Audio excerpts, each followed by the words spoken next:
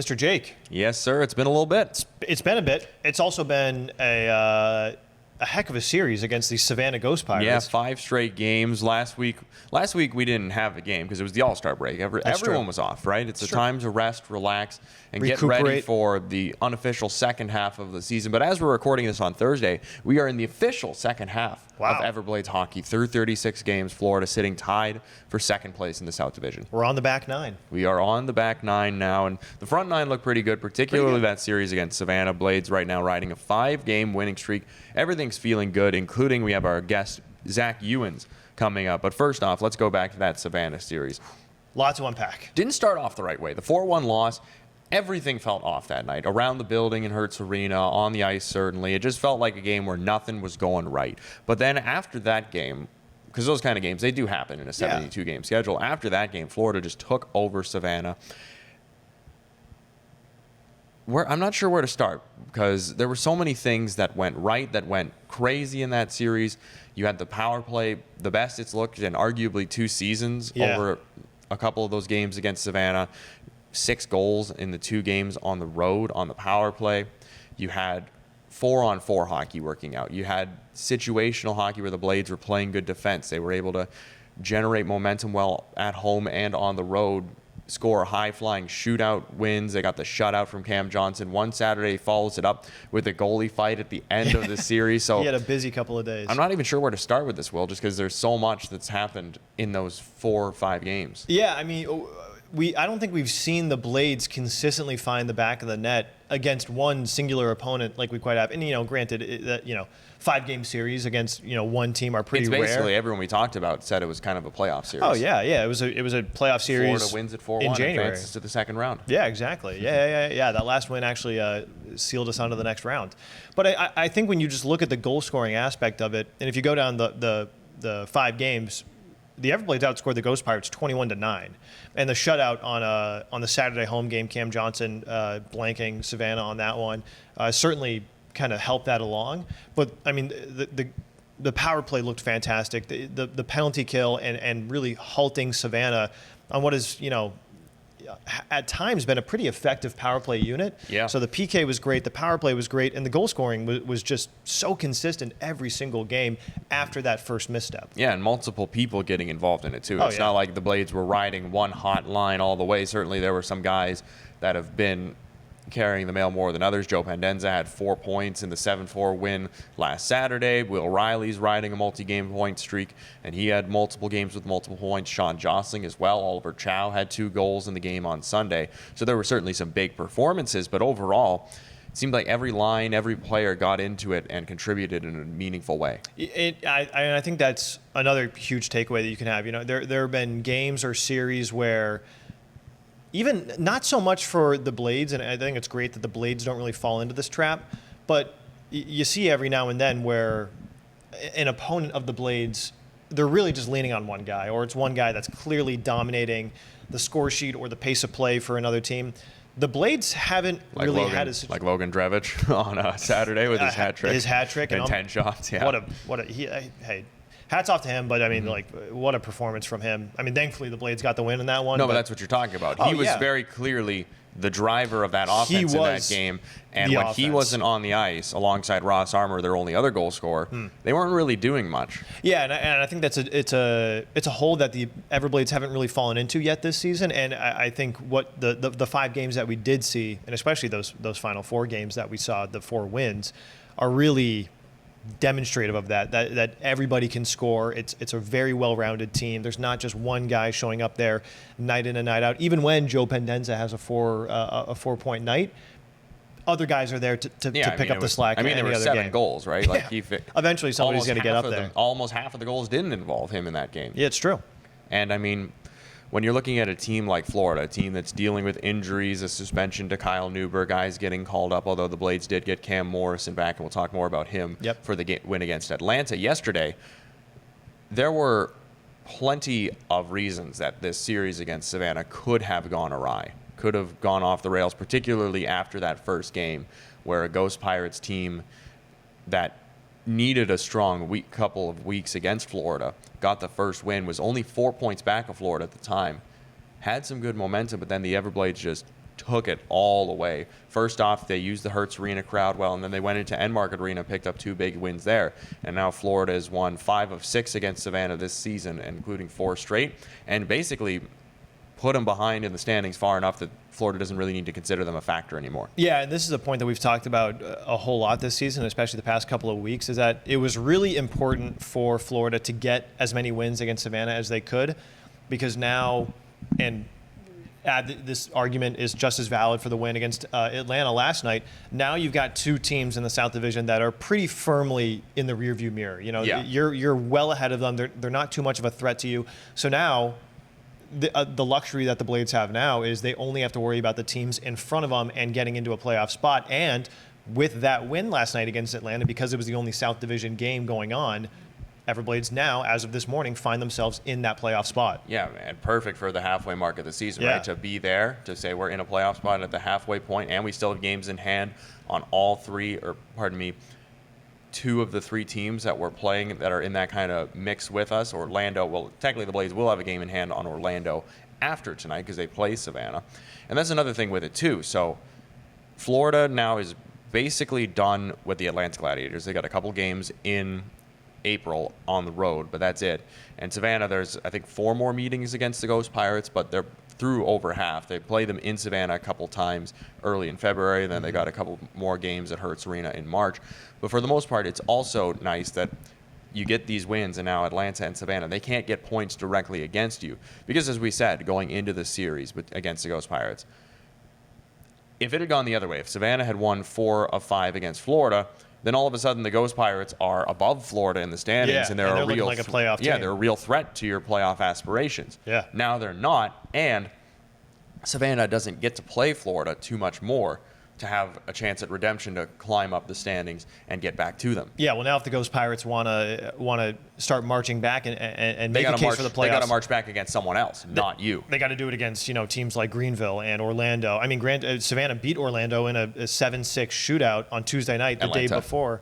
Or yes. And then Savannah plays Orlando tonight, so they have the chance to do that. They do, yeah. So. But that's the thing, like Florida now. Savannah, they can still find a way to get back to the playoffs. It's going to be very tough, but they're not going to be doing it against Florida. And if Savannah does that, it just helps the Blades because it drags one team from that mix down. Yeah. I mean, if Savannah catches a win against, Orlando against Jacksonville or Orlando, like that does nothing but help the Blades. Yeah, it pulls that team down, gives Florida a better chance to fight for open ice, and now Florida has one less team to worry about. I mean, if Savannah pulls down one team from that mix, then all of a sudden it's just a 4-team race for 4 playoff spots, and then you're just basically jockeying for positioning, kind of like Florida was in the last couple weeks of the season last year. Yeah. Certainly makes the hockey less stressful. So now the Blades, they did what they needed to do against Savannah. They did it pretty well. Some of the wins weren't the prettiest from a coaching perspective, perhaps from a video perspective, but they all look pretty nice on the scoreboard and certainly in the win column in the standings. And then you follow up a really emotional series. We'll get to the Cam Johnson fight in just a moment, but you follow up that really emotional series against Savannah with a calm game against Atlanta last night. Only 3 power plays between the 2 teams. The one fight between 2 guys that like to fight in the ECHL, so it's not too surprising that they went with one another, but sort of a reset game after what was basically a playoff series to kind of get back to the ho-hum nature of the regular season.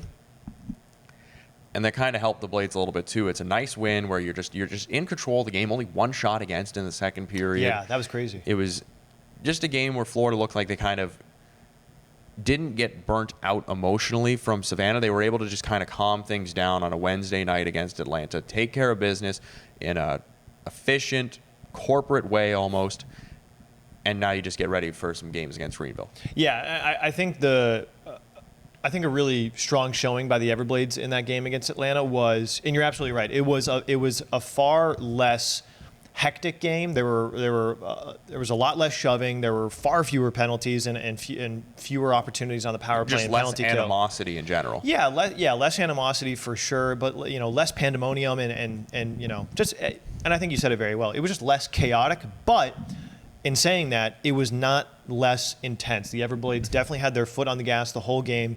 They were pushing hard. The defense was fantastic, only allowing 1 shot on net in the second.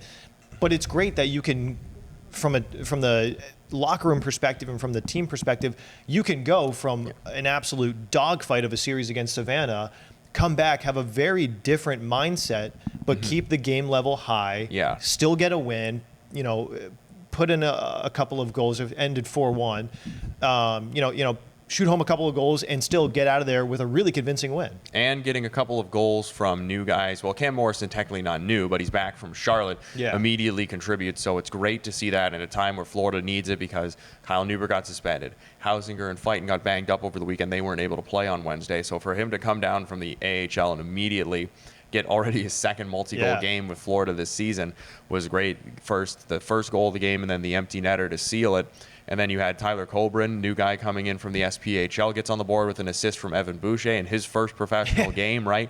So it was great to see those new guys coming into the lineup immediately making an impact on the scoreboard and immediately being ready to play with the intensity required to be a member of the Everblades. Because we've talked about it with multiple players and coaches throughout this season on the podcast and off. You don't just get to be an Everblade by throwing on the jersey. You have to be ready to play to the standard, and those guys were last night. I mean, you could have told me that Colbrin and Boucher were lifelong Everblades, and I would have believed it if I didn't already know that they were that was their first game in the green and blue. But they look great. I mean, they fit into those lines so well, and they clicked immediately. You would have thought that they were multi-year line partners, and the way they were connecting on the ice, but. That's what we need. That's what the Everblades certainly need when they get a new guy, when they come into the system, and when they're really, when we're really trying to patch some holes due to injuries or guys moving to other places in their hockey career, to have that kind of consistency off the bat from guys that you don't really know too much about. I mean, Cam Morrison, we had a little bit of a scouting report on. We knew how he would fit into the system, but for we knew he'd fit in well. He would fit in really well. But you don't know how the other two guys are going to fit in or how they're going to gel with the team. But to get that result is nothing but incredible. Yeah, for sure. And now things are going to change with some games against Greenville. We'll talk more about that after our interview with Zach Uens. But one more thing we have to talk about. Got to talk about it. We were shocked. Well, we were figuring that. we thought, okay, there's the end of the game. Blades are up 5-2 on Sunday. It's the end of the series, right? Okay, there's going to be a little bit of a scuffle at the end. Kyle Neuber, unfortunately, on the tough side of things, went over the line, got a 4-game suspension, so he'll be out until next Friday against the Savannah Ghost Pirates on the road. So that'll be interesting to see. What a welcome back! What a welcome back that'll be. It'll be interesting to see how he returns to the Blades lineup from that. On the other side, does he get the start? On the other side of, I don't know. That would depend. If he got the start, I wouldn't be surprised if Anthony Collins for Savannah got the start as well. Yeah. I mean, we saw in the Florida Panthers game last night, actually, they had a couple of fights off the face-off. Kyle Neuber earlier this season fought South Carolina's Garrett Hunt right off the draw. So who knows? Maybe we'll see something like that. But the eyes quickly got drawn away from that and over to Cam Johnson, who's a guy that's been willing to fight going back to last season. He's been looking for, as he said, he's been looking for a dance partner. Got one in Savannah's Michael McNiven, and boy, that was a lot of fun. That was quite the dance. That was, they went at it. They were throwing some heavy punches, landing some heavy blows. They went for quite a while. It wasn't one where they weren't just hugging each other and getting in a couple of stiff short punches. No jabs. None of the jabs really. The only jabs they threw were full on I want to knock you out jabs, and then the hooks. It was a great fight. Crowd loved it. Felt bad for all the fans that left early after the empty netter by Carpenter to seal that win. Yeah. And it was just the perfect way to cap off that series with something that the only thing that was unfortunate about that was that it wasn't here at Hertz Arena. Oh my goodness. Because the roof might have gone off the building. Yeah. But man, that was a ton of fun to watch. And it shows the intensity of a guy like Cam Johnson. We've heard multiple players in the Blades talk about it. Last year in the playoffs, we knew the team was going to go as far as he could take them. He took them pretty far, all the way to the Kelly Cup at the top of the mountain. And this year, it's going to be kind of the same thing, probably. I mean, doesn't matter how good the team is. If Cam Johnson is playing at his highest level, he can take them through their C game and get them to a Kelly Cup again. And if he's playing with that level of fire in the crease and maybe again outside of it, that's going to go a long way for Florida this year. And certainly going to be entertaining. Oh, it's just incredible. The team is up 3 goals. There's no... Cam has, there's no real strategic incentive for Cam to skate out to center ice and get in that fight. But it's all about the vibes, Will. That's the fun factor. That's just his intensity, and he brings that every day. Yeah, and McNiven brought it too. It was a good fight between them too, as I said. Pretty evenly matched up. I would say Cam won though. Yeah, I would say I would say so. He definitely there was a little bit of a grapple move at the end, and I think that's where he took it. The TKO, not a full knockout, but the TKO will give Cam Johnson the win on that, just like he got the win on Sunday in the stack column. I can't imagine. I also got to say, and I've always admired this about fights, and I was noticing it last night in the game against Atlanta when Ortobody got in that fight, and you're gonna have to remind me of the name of the guy he got mixed up with. Kennedy, and they do their little orbit on the center ice logo, and then they start throwing haymakers, and then at the end it's like it's a little helmet tap. It's a show of respect, and I always love that. Yeah, although Johnson and McNiven, they didn't spend a lot of time circling each other. They grabbed on and they were ready to go, and they gave each other a little bit of the tap too, which you always love to see. But you also love seeing McNiven saluting the crowd, arms up, almost Cam Johnson style at Hertz Arena. Are you entertained or not, right? And you gotta love it from those two guys getting into it. I mean, I was on social media. It was one of the most viewed posts of the season, as you'd expect, right? It was. Oh, that was something special. And credit, it's credit to Savannah because that's it. That's a new team in the ECHL. They bring a ton of intensity. They've got a great fan base, and it's turning into a fantastic rivalry for Florida. So looking forward to more of those games. I think we talked about it after the game on Sunday. That was kind of that was a series that cements them as a real rival. Not just a rival in that we play in the same division and we don't like each other because of that. No, it's like there's a real animosity here. So going forward, it's a team that Savannah is trying to build a culture too, as they're looking to improve on last season. They were in the basement of the division this year. Right now they're in 6th, trying to stay ahead of Atlanta and improve on their win totals and all that from last year. That's the kind of play, like not giving up on a game emotionally, not just skating off to the dressing room with your heads hung over, right? They were fighting for that game, literally, quite literally fighting in that game until the very end. So that for them is going to help them with their culture going forward, because they'd be looking at a team like Florida as the bar for organizational culture, and things like that will help them get there. No doubt. Yeah. Best of luck to them. And will certainly make future meetings, including those two in early February, a lot more fun. Get your tickets now. Yeah, you go up to End Market Arena. Honestly, might be worth a little bit of a road trip to Savannah. They will come back here in March, but if you can't wait that long, get your tickets. Maybe a little bit of a road trip up to southern Georgia could be a lot of fun. You know what else is going to be a lot of fun though, Will? Probably talking with a member of the Blades. Yeah, I wonder who. It's our affiliation night this week, celebrating our affiliation with the Charlotte Checkers and Florida Panthers. Can you think of anyone? Kelly Cup champion, played a lot of heavy minutes last year, even heavier this year on the top pairing. I'm going to say Zach Uens. He would be an excellent guest, and look at that. He's coming up next on Swamp Talk after this. Well, Will, it's fitting with our affiliation game coming up this weekend that we have a Florida Panthers prospect, Zach Uens, joining us on Swamp Talk today. Zach, thank you for taking the time to join us today on Swamp Talk. Thanks for having me. Appreciate it. So this is your second season with the Blades. You came down halfway through last season, helped the team win the Kelly Cup. You're going into your second season now. What's changed for you, would you say, the most, being down here more on a full-time basis versus coming down midway through? I think just the experience of it all a little bit. Obviously, last year coming down, we had a lot of older guys on the team, and I was able to sort of take things, learn from them a little bit. And then obviously it's all about winning here and getting to the next level too. So that's really my focus, is trying to do as much as I can here and help the team win, and sort of moving on. That's sort of what this team is all about, winning and progressing players through. So that's my mindset right now. And how would you kind of describe your development from when you were drafted and started out a couple of games in Charlotte, and then through the past couple of seasons? How have you said your game has developed in that way? It's just finding a place to fit in at this point, right? So there's certain ways that you can play, and you don't always have to have your A game, but you have to have a really good solid B game at the pro level. And I think I'm starting to figure that out a little bit and starting to progress and just take on a bit more of a role. Obviously, when you're a young guy up in the AHL, it's a little different. But coming down here and being able to take on a little bit more of a role, just sort of progressing my game in that way. Definitely. And you're certainly taking on more ice time this year, too. You spent pretty much the entire year on the top pairing, matched up against the other team's best, playing heavy minutes. You play a physical game, not shying away from any of the contact. We've seen a couple times you've been ready to fight. A couple of guys this year haven't sometimes you had the officials getting in the way, but just getting more involved in every game this year compared to last year when, as you said, you were learning from a lot of veteran guys above you in the lineup. What's been the big change for you being kind of one of the guys now on this back end rather than just a part of it? I think just growing a little bit, getting older, but obviously obviously not too old, but obviously just sort of learning the game and learning the pro game. It's a little different than I came out of college. It's a little different than that. There's more games. You got to be ready to go every night. Just being consistent, I think that's a big part. What would you say that biggest jump is from getting out of college and then immediately going into pro hockey? What is that adjustment like? Like you said, as a young guy, just coming into the professional ranks.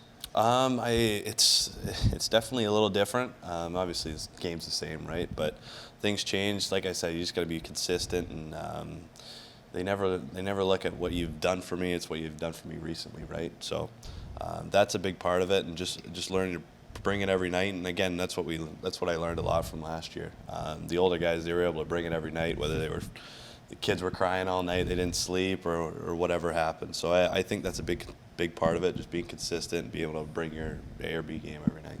Well, it's not just the Everblades that have been impressed with your development and what you've been doing for them recently. The Florida Panthers have also been impressed with what you've done. Talking with some of the people in the Panthers organization, they're impressed with your development. Paul Maurice, among others, was happy with you at training camp this year in the NHL level. So when you're making those improvements and you're going in the right direction, what is it you say to yourself that, today isn't the day I'm going into the NHL, that I'm achieving the ultimate dream of getting all the way to the top league, but I know I'm doing the right things today and it's showing up and people are seeing it? Obviously, yeah, it's all about progress. It's all about learning and making sure like your curve keeps getting higher. I think those are good stepping stones a little bit, and it's obviously nice to hear that you're doing a good job or you're progressing in the right way. But yeah, it's just coming to the rink every day with a mindset that you're going to try and get a little bit better.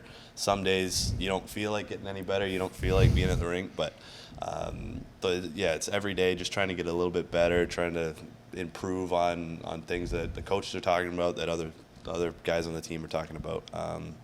So yeah, it's just like I keep saying, it's being consistent, and I learned that last year a little bit. And consistency is key at this point. And what's it like, developing at the Panthers camp, and then we had the Florida showcase here, which you were a part of when we brought in a couple of other NHL teams, and being able to compete against that level? How did that prepare you for this upcoming season with the Blades? Oh, it was great. Obviously, at main camp, you're playing against NHL guys, and top NHL guys, which is really cool. You can stack up your game against them. They have a lot of D who've been around the league for a long time. You take little bits and pieces from their game and try to put it into yours. And then obviously being back here at the showcase was really cool. Not just because it was a little showcase, just because it was an NHL showcase, but coming back and being back in the rink where you won it all, whatever. I think it was 2 months afterwards or 3 months afterwards, was pretty cool. Short off season. It's really short off season. We pride ourselves on that. Yeah, hopefully for another one, but no, that was really cool, and yeah, trying to show the organization what you can do. And that was one of my favorite parts of the season. Was you were doing an interview during the showcase with the media, and we brought up the Kelly Cup, and that was the first time you saw your name on it, and you actually spent a good chunk of the interview just looking at the cup because you were so happy to see that you had your name on that thing. So in your first year in professional hockey, to go on and win a championship, fight through, learn about the grueling nature of a long playoff run in the pros, and end it all with getting the cup and partying throughout the summer as much as you could. Well, just talk about what that experience was like, and then seeing your name on the Kelly Cup. Well, that was so cool. Obviously, it's not what you want. You don't want to get sent down, but when you get sent down to such a great group like we had last year, it was awesome. And then the playoffs are the most fun part of the year. We're getting to the dog days a little bit, February, March, and then a little bit in April. But once you get into playoffs, it's you wake up, play hockey, go to sleep. That's about it.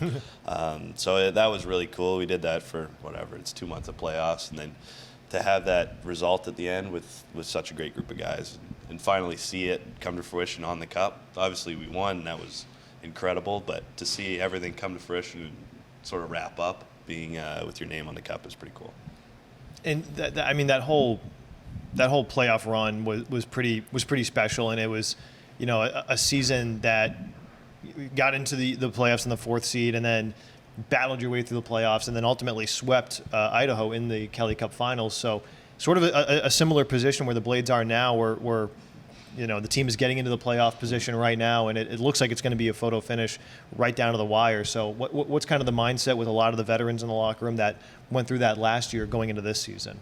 It's the same mindset. I think coming into the playoffs last season, we were just starting to find our game within the last month and a half, I think, and that showed in playoffs. Obviously, we just picked up steam, and no one could really stop us. I think that's going to be a similar thing this year. Obviously, we got a great goalie in CJ who's turns it on when playoffs come around, and he's unbelievable. So I think it'll be pretty similar this year. Obviously, it's going to be tight, but don't count out the Blades for sure. No doubt. And a lot of people say that this is the toughest division in the ECHL to play in. So for you personally and for the team as a whole, being battle tested where every night you're going up against a really strong group has got to help your team as well prepare for playoffs. You're not getting any softy opponents on your schedule. You're always in a fight every single night. Yeah, the South's really good division. Especially when you're going to the playoffs, you have to. It's 7-game series. You can't sneak out one win here and there and then hope to win. And I think that's a big part of it. Like I've been saying this whole interview, it's about consistency, and I think we showed that last year. And I think we can show that again this year. What's the guy from Canada, college hockey in Massachusetts? Now you're playing in Southwest Florida. What are kind of the out of rink benefits of playing down here and beautiful weather here in January as we speak? So what's an off day activity for you? I don't know. I keep moving south for some reason. I don't know. We'll see. But I don't. Golf. Obviously, it's beautiful around here. Yeah. It's special being able to step out of the rink in January in shorts and a t-shirt. And being able to actually enjoy the weather instead of shoveling snow or what have you. But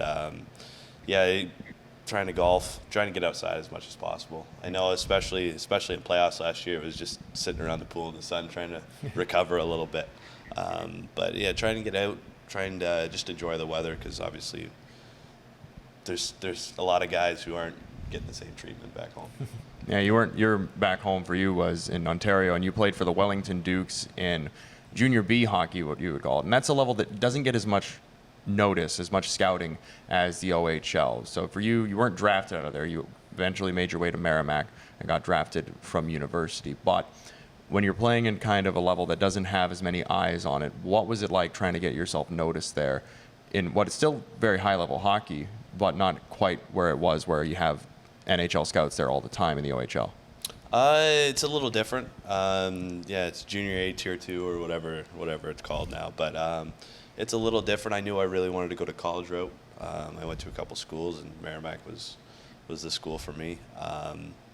But sort of trying to develop. Obviously, it's not the top level, so I played a lot of minutes in Wellington, and I'm really happy for my time there. I developed a lot as a player and a person, and then going into Merrimack, I was able to step in and play right away, which was a big thing coming out of the OJHL. So I think being able to develop, and obviously there wasn't as much media attention or as much scouting attention, but then once you get down to CAA, that's the place you want to be, right? So it all eventually worked out in the end.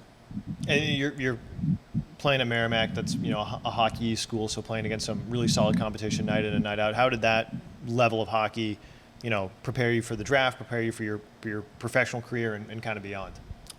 It's playing against great teams every night, great players every night. Just being consistent. Although you weren't saying that, we were. You go out and you play BC, play BU, and then you get Maine, and they have a great team that year too, right? So I know Merrimack was really good last year. They're having sort of an up and down season this year. But it's just playing against good players every night sort of prepares you to the level you have to be at every game. Although you were drafted in 2020, the COVID draft in October, where a lot of guys, you were getting ready for your next season in college. Some guys got the news that they were drafted when they were practicing on the ice. Other guys were just sitting around at home. When did you figure out that the Panthers had picked you in the 4th round that year? We were sitting. We had an off day, I think, so we were sitting around watching the draft with just some of the guys in our room. Obviously, it was COVID, so you couldn't have too many guys in one room at once, but all my roommates were sitting around. It was a pretty cool moment. Did you get the call, or did you just see your name pop up on the board? I saw my name pop up, and then I got the call, but that was a pretty cool moment for sure. What was the phone call like?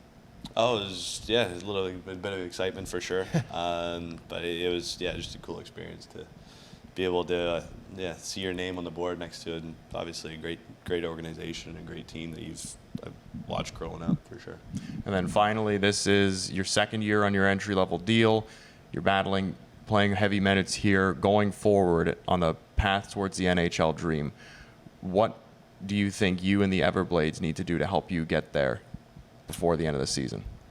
Just continue the way we are. I think we've been playing well. I think I've been able to help the team win for sure the last couple of games and the last little bit here. So I think just continue to develop. I've been playing every situation, which is awesome down here, and playing a lot of minutes. So that can only help, right? So I think it's really good that I've been sort of developing, and then hopefully make that jump next year. All right, thank you very much, Zach Uens, joining us on Swamp Talk, which continues on after this. Pleased to have Zach Uens joining us for Swamp Talk. Will, pretty good guest to have right before our affiliation game, right? I mean, one of, right now, actually 3 Florida Panthers prospects that is on our team, alongside a number of guys who are on AHL deals with our affiliate, the Charlotte Checkers. So sort of just made sense to have Uens. I mean, he was playing really strong minutes all the way through the Kelly Cup playoff run, has his name on the Kelly Cup, so kind of made sense to have him this weekend. Was delight talking to him for sure. Yeah, I mean he's been a key piece of this team, and obviously, like you said, a Florida Panther prospect. So always good to celebrate the partnership that the Panthers and the Everblades have across Alligator Alley, and it should be an awesome affiliation night this weekend. Yeah, it's going to be a lot of fun, but it's going to be some tough games that night and the night before Friday, because the Greenville Swamp Rapids, the top team in the South Division, are in town. This is the last time Florida's going to see Greenville this year, these 2 games. And the Everblades have got to be ready for this series, because as it's their last time against Greenville, it's their last time to make up any ground on the Swamp Rapids, who right now have a 12-point cushion on the Blades for first place in the South Division. So it's not, I don't want to say last chance, because there's still plenty of hockey left to go, but it's certainly their last really good chance to take points away from Greenville and directly close that gap. Yeah, and Greenville has played some really good hockey over the past couple of weeks, but they haven't run into the Everblades in quite some time, especially not at Hertz Arena. That's always a really tight matchup. These 2 teams pair together extremely well. And, I mean, these are games where, in every game, the Everblades would love to win. But when you're talking about, the Blades just getting into the playoffs by the virtue of last night's win over Atlanta, you're above that line for the first time in a little bit. Greenville's just sitting there at the top, points just great for taking. And you'd love to get 4 out of the Swamp Rapids in Hertz Arena. Yeah, Florida, they got 4 back in late December, coming right out of the Christmas break. They won the first one quite handily, and then an overtime win the next night on the 29th. On the road, it's been a little bit of a different story. Tougher sledding. Florida in 5 games in Greenville this year, just 1 win, unfortunately. And I mean, this is a very talented Swamp Rapids team. There's a reason they're the top team in the South Division. And unlike Atlanta, who went on that hot streak at the beginning and then has completely fallen off, Greenville's maintained it. Yeah. Continually kind of 2 points here, 2 points there, expanded on their lead at the top.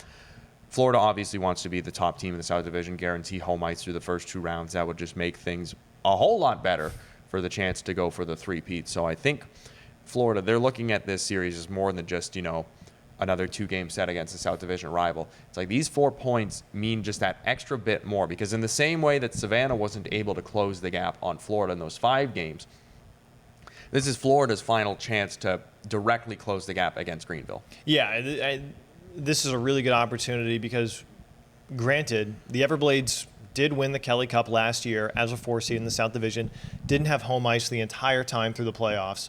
But, this is a team, the Everblades, they can win at home, they can win on the road, absolutely. But, like you said, Greenville has been a really strong home ice team this season, and if you run into the Swamp Rapids over the course of the playoffs, you'd love to have as many home games as possible. So these points against the Swamp Rapids at the top, just trying to inch your way up that ladder and get a little bit closer to the top and maybe try to overtake them as the year goes on. A lot of games in hand, or not a lot of games in hand, but a few games in hand, a lot of games in February and March especially. So let's try to climb that ladder, get as far ahead as we can before that playoff run comes up. Yeah, and it's also important to note, yes, the Blades, they were the 4th seed in 2023, but they were the 1st seed in 2022 when they played Greenville in the first round. And I'm certain home ice helped the Blades get that win. That was the only series that went 6. This is a Swamp Rabbits team that they got to the Eastern Conference Finals back in 2021 during the COVID year. Then they've had 2 straight years as a tough but still first-round exit, both times being knocked out in 6 games. Yep. It's a team that sees progress and sees a chance. They have the coach that went to the All-Star game this year in Andrew Lord in his 4th season. They have a bunch of guys that returned from their group last year. They have a bunch of guys that are up in the AHL right now, which is certainly hurting them, but they could get those guys back and it would completely change the makeup of their roster. It's a team that feels like their window is opening now, and they know that for that window to open, they're probably going to have to cross paths with Florida at some point in the playoffs. And if that's the case, it could be a series with how tight it is that's determined by who gets game 1 or game 7 in their barn. Yeah, I mean, it's not like we haven't seen a whole lot of Everblade playoff games, or playoff series, I should say, go to 7 games. Not since 2018, Yeah, since that unfortunate Kelly Cup finals. Yeah, but I mean, if you're talking about just, looking at the numbers on a sheet of paper, looking at a series that is like, wow, that's got the makings of a series going to 7 games, it would be that one. Yeah, and certainly that would be a grueling 7-game series against those guys. Yeah, no doubt. And if you want home ice, these 2 games are your best chance to do that. Yeah, and it's always good to get a win. Mm-hmm. It's great to get a win against a team at the top, and that's the opportunity that the Everblades have on Friday and Saturday. And of course, even if you don't end up getting to the top all the way at the end of the season, those 2 points or 4 points that you could bank this weekend against Greenville, they can make it so that you're 2nd place and you have home ice advantage for the first round. True. And potentially assuming Greenville were to stay at the top, if they were to get upset in the first round, then you have home ice for the 2nd round, right? Hey, Yeah, certainly. just crunching the little numbers here. I mean, that's what happened with Jacksonville last year. They were 2nd seed, and all of a sudden, Florida beats South Carolina, and Jacksonville had home ice for the 2nd round. Didn't work out too well for them, but hopefully it will work better for Florida. We got the upper hand on that. Yeah, well, one of the things that really helps that, veteran leadership. And speaking of leadership, the Everblades today, big announcement. Capitan.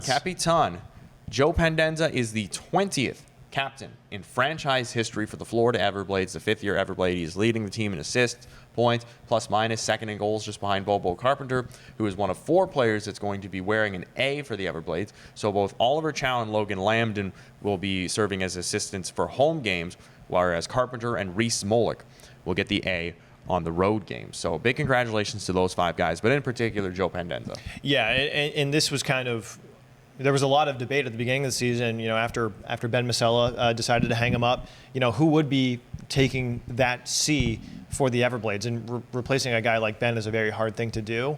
But Joe Pendenza, he's been with the team for a very long time. He wore an A last year, and there have been a couple of guys, splitting the A, or a couple of guys wearing an A so far for the duration of the first half of the season.